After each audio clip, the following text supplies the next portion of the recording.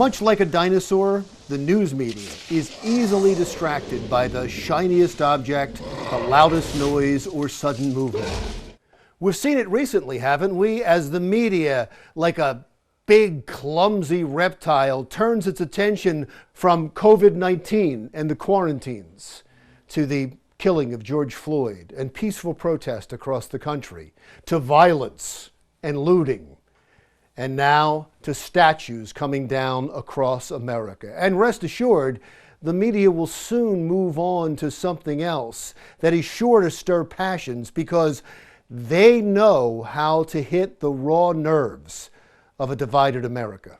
Lost in that sick rating strategy is any thoughtful dialogue about unity or solutions. The TV networks purposely set up verbal battles between fringe groups on both sides of the divide that quickly disintegrate into unintelligible noise. That's not putting it into Wait a minute. No, you got to scream with Wait a minute. right?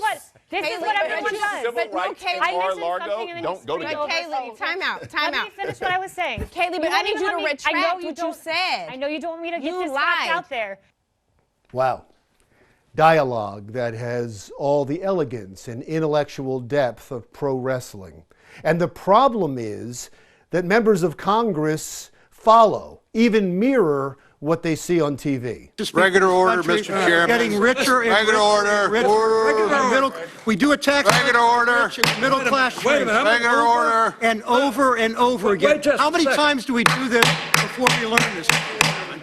Listen. That gives you some idea of why little gets done in this country. The media and the politicians are working in tandem, using the divide in our country to play to their bases for power and profit.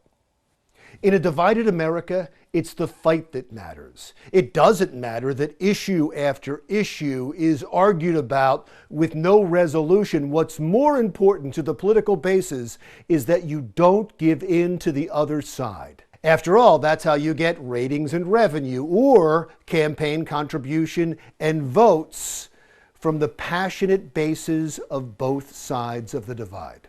The angry us would never forgive giving in to the evil them. And that's a shame, because there's two very important issues in Congress right now that would need compromise to bring about some real and important changes, and I don't give much hope to either of them. The first is police reform. There is a Democratic House bill and a Senate Republican bill, but neither side likes the other's bill. And that means there would have to be a compromise, and that looks doubtful given the political climate, and it's definitely not going to happen before August. That's when both sides take off for their extended summer recess, and they won't be back until Labor Day. After that, the 2020 election kicks into high gear. All of the seats in the House will be up for re-election, 1/3 of the seats in the Senate, and of course the White House is up for grabs. There is little chance that anything is going to get done then in what is affectionately called in Washington crazy season. The major point of contention between the Senate bill and the House bill on police reform is something called qualified immunity that shields law enforcement from civil suits in most police altercations. Republican South Carolina Senator Tim Scott, who sponsors the Senate bill, says that the push to get rid of qualified immunity by the Democrats and some Republicans is a poison pill that will kill any chance of reform before the end of the year.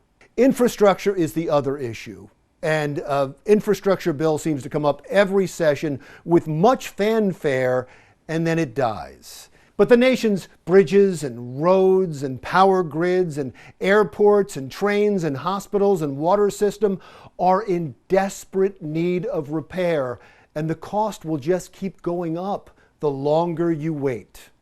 Plus, at a time when we're passing trillion-dollar stimulus bills because of the quarantine and still talking about another one, an infrastructure bill would immediately put people back to work. The House Democrats have proposed a $1.5 trillion infrastructure bill that is so weighted down with Green New Deal proposals and progressive ideas that it doesn't even seem like House Speaker Nancy Pelosi is serious about getting this bill passed at all. And, as you would expect, Senate Majority Leader Mitch McConnell has already said it's doubtful that the House bill will even be considered in the Senate. Here's the wild card, though, and he always seems to be the wild card. Republican President Donald Trump has said he would like to see an infrastructure deal passed. He's been talking about it since he became president. I will be asking Congress to approve legislation that produces a $1 trillion investment in infrastructure of the United States, financed through both public and private capital, creating millions of new jobs. That was the State of the Union back in 2017 when the Republicans controlled not only the White House, but the House and the Senate. If President Trump couldn't get it done then, he's not getting it done now. Look, in a political year, neither side is going to want to give the other side a political win, and they'll be cheered on by a partisan media, so it is extremely doubtful that anything substantial is going to pass before the children in Congress get their summer break. Look, I hope I'm wrong, but if history is any indication, I'm probably not. And when legislation fails, and it probably will, both sides will blame each other until the next shiny object comes along and distracts us all. But it will be substantially less important than infrastructure and police reform. Oh, look! Another statue is coming down, and the dinosaur slowly turns and follows the action. I'm Larry Mendte. Talk again soon.